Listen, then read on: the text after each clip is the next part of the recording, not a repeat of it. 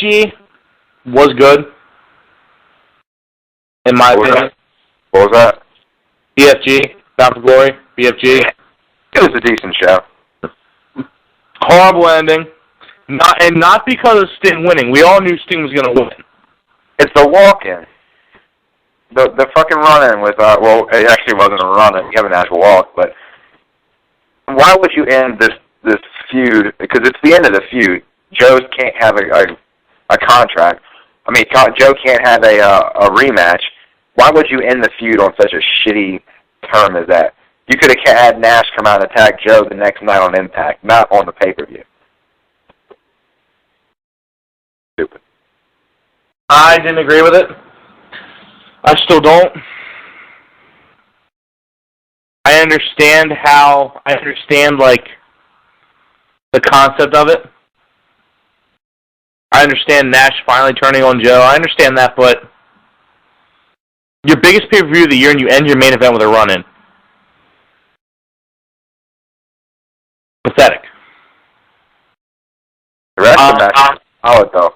That Monster's Ball was a lot more organized than I thought it was going to be. I thought it was going to be a huge clusterfuck. I thought that was going to be a clusterfuck, but it was pretty awesome. Yeah. Kaz just made a good point, who's Carlito in the chat. The thing that was bad about BFG was that it was nothing special. It was supposed to be their Mania, and it just seemed a normal pay-per-view to me. He's right. Well, two of the matches seemed like they were... My big thing was a lot of their pay-per-views, they're supposed to be big match, you got this big match feel, but you never really have it.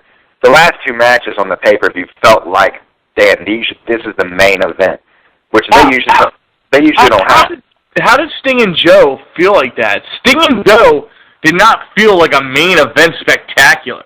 It wasn't spectacular, but it felt like the main event. The match before felt more like the main event than that one.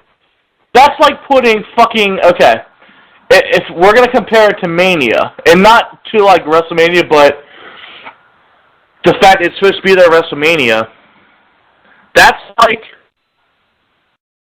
like putting Ted DiBiase against... I'm talking Ted DiBiase Jr. against Triple H. You knew who was going to win. You know who had all the pull.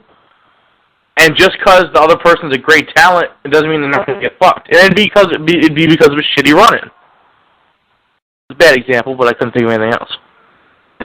It's like, my problem is I don't think you should end any pay-per-view match with a run-in or a no-finish or whatever.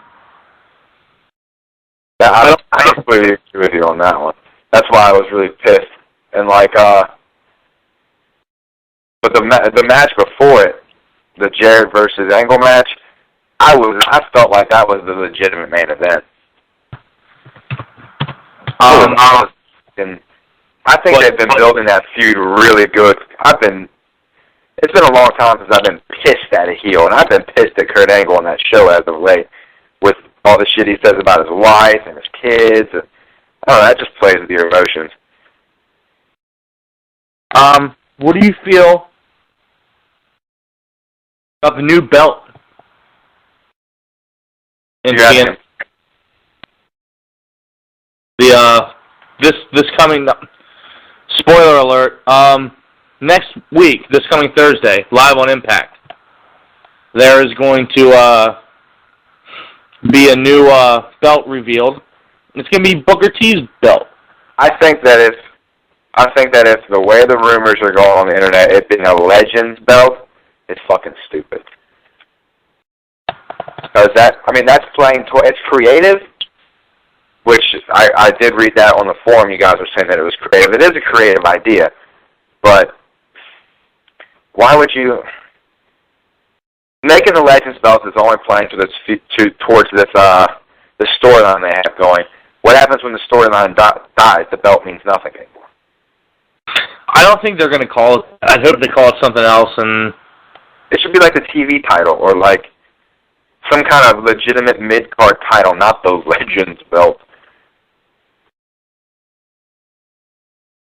I don't know. That's just my PO on that. Other news, hot off the presses, so to speak. Most people in TNA do not think Christian Cage will be staying in TNA. His contract has not been renewed. It ends in end of November, early December, possibly January. If TNA lets him go, that sucks for TNA. That's their best acquisition.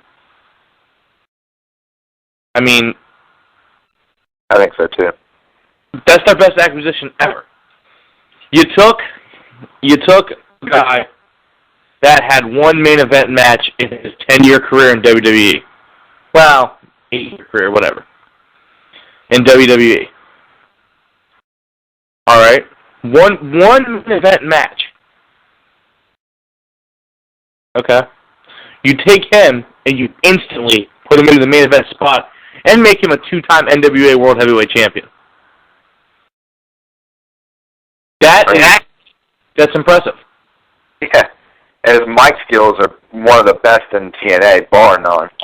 And his mic skills were good in WWE, just they never capitalized on it. Yeah. But yeah, I mean, he's one of the better talents in TNA. Everybody talks about Angle. Angle's a good talent. This is Sting. This Christian's probably one of the better talents there, as far as the acquisition from WWE or whatever.